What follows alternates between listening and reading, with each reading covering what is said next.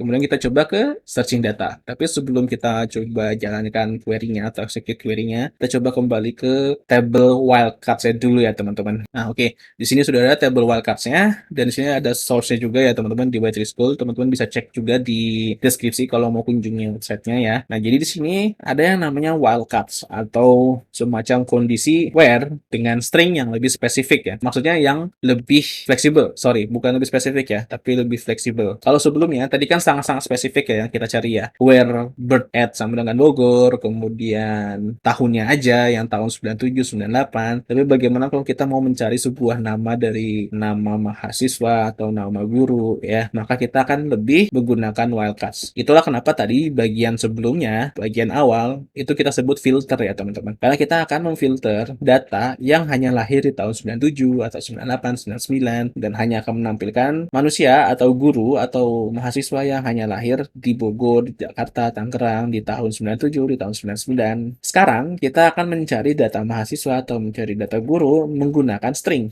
atau dari namanya, dan itu nggak bisa disebut filter lagi tapi lebih spesifik lagi ke searching ya. Itu menurut pendapat pribadi ya teman-teman. Kalau salah atau kurang serak ya nggak apa-apa sih, nggak mesti diikutin, tapi yang jelas menurut aku filter dan searching itu dua hal yang berbeda ya. Filter kita menggunakan data yang spesifik kayak tadi Bogor tahun 96, 97. Tapi kalau misalkan string itu datanya nggak spesifik ya, bisa saja hanya mencari saya mau cari nama mahasiswa yang awalnya dari A, saya mau cari nama guru yang akhirannya A, saya mau cari nama guru yang mengandung Muhammad misalnya, atau yang mengandung Ahmad misalnya, atau yang mengandung Iqbal misalnya. Bisa juga saya mau mencari murid yang awalannya A, tapi di depan huruf A itu memiliki dua huruf lain lagi. Ya bisa saja seperti itu ya kan? Atau permintaan dari klien aplikasinya bisa mencari dengan cara seperti itu. Bisa saja terjadi ya seperti itu ya teman-teman. Oleh karena itu, MySQL ada namanya fitur wildcards. Ya, jadi yang pertama adalah kurang lebih sintak penulisannya seperti ini ya. Where nama kolom,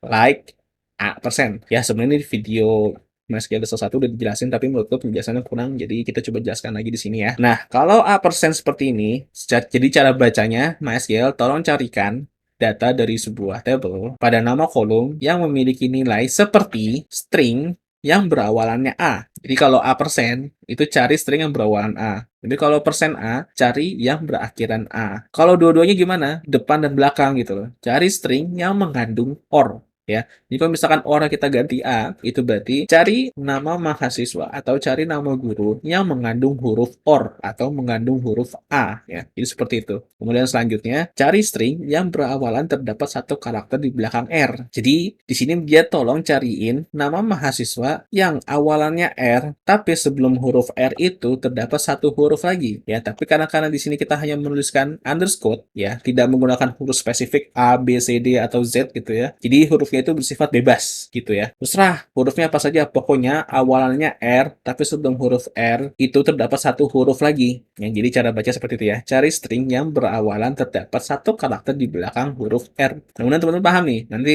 kalau misalnya nggak paham, coba dipahami lagi ketika kita praktek nanti ya. Kemudian selanjutnya, cari string yang berawalan terdapat dua karakter di depan A ya. Jadi underscore-nya ada dua tuh ya.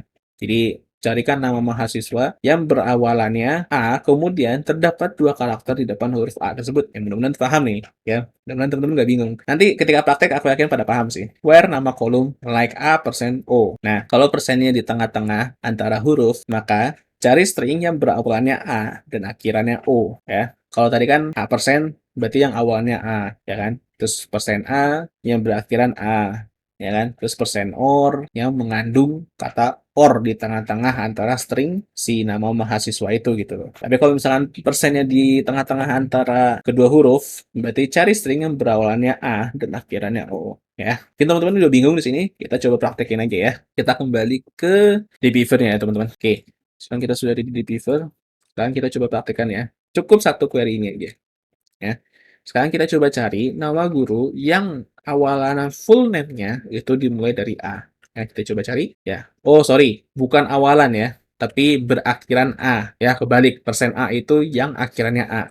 Jadi kalau misalnya kita ganti persennya di belakang, maka di sini cara bacanya adalah MySQL, tolong tampilkan seluruh data dan kolom dari table teachers yang full name-nya dimulai dari huruf A. Sekarang kita coba. Ya, benar ya. A, A, A, ya. Begitu juga kalau misalnya kita balik ya, berakhiran A ya. A dan A. Bener ya teman-teman? Kita coba cari yang tengah-tengahnya A sekarang. Atau yang nama gurunya mengandung A misalnya. Di sini ya, execute. Oke. Di sini kelihatan ya teman-teman. Kenapa dispatching elite di sini juga muncul? Ya karena di sini sifatnya yang mengandung A. Jadi meskipun dia termasuk awalan, maksudnya si A-nya ini hanyalah awalan, jadi itu termasuk yang mengandung A ya. Jadi teman-teman jangan kepatok, kan seharusnya A dispatching elite gak muncul dong, karena jatuhnya dia nggak mengandung A di tengah-tengah antara nama lengkapnya si guru ini gitu loh. Tapi enggak ya, yang maksud mengandung ini ya, kalau misalkan A-nya ada di bagian pertama, ya dia termasuk mengandung A ya. Jadi jangan pikir teman-teman yang di tengah-tengah ini hanya mengandung yang di bagian tengah-tengahnya saja. Bagian depan sama bagian belakangnya nggak termasuk ya. Jadi bagian depan dan belakangnya termasuk ya. Karena sekali lagi di sini kita cara membacanya yang mengandung A ya, bukan yang di tengah-tengahnya ada A. Jadi Ahmed dan A dispatching, kemudian Ali ini atau adminim ini itu termasuk ya teman-teman karena dia mengandung huruf A. Oke, kita lanjut ya teman-teman. Di sini aku sengaja tambahin catatan dulu supaya aku nggak bingung ya terkait penjelasannya. Sekarang kita coba yang menggunakan underscore ya teman-teman. Misalkan di sini kita hapus dulu yang pertama, kita kasih underscore 1 di sini. Sini adalah cara bacanya adalah MySQL. Tolong carikan string yang berakhiran A, tetapi di depan huruf A-nya itu masih terdapat satu huruf ya. Kita coba jalankan. Nah, ketemu ya teman-teman. Jadi yang berakhirannya A, tetapi di depannya masih ada satu huruf ya, yaitu Veniam ya. Itu benar ya berarti. Kalau misalnya kita tambah satu underscore lagi misalnya, maka hasilnya jadi nggak ketemu. Karena apa? MySQL, tolong carikan guru yang namanya berakhiran A, tetapi di depan huruf A itu masih terdapat dua huruf lagi, ya. Atau berakhiran A, tetapi terdapat dua huruf sesudah A itu, ya. Jadi dia nggak muncul, karena nggak ada nama seperti itu di data kita, ya. Yang kita kembalikan lagi, maka ada ya, Veniam, ya. Mudah-mudahan teman-teman sini paham ya, karena di sini kita sudah menggunakan contoh aslinya. Di sana teman-teman nggak ngerti, ya teman-teman ulang-ulang lagi aja videonya ya. Sekarang kita coba misalkan carikan string yang berawalannya A, tetapi terdapat dua huruf sesudah A ya teman-teman. Kita coba cari ada apa nggak nih. Nah, ternyata ada ya. Awalannya A, kemudian di depan huruf A itu terdapat dua huruf lagi ya. Sini ada ya teman-teman. Ada adminim, kemudian Ahmed, konsektor, dan lain sebagainya lah. Tapi kalau misalkan kita coba di sini, ini kan underscore-nya dua ya. Misalkan underscore-nya dua, tapi kita kasih spasi di sini ya.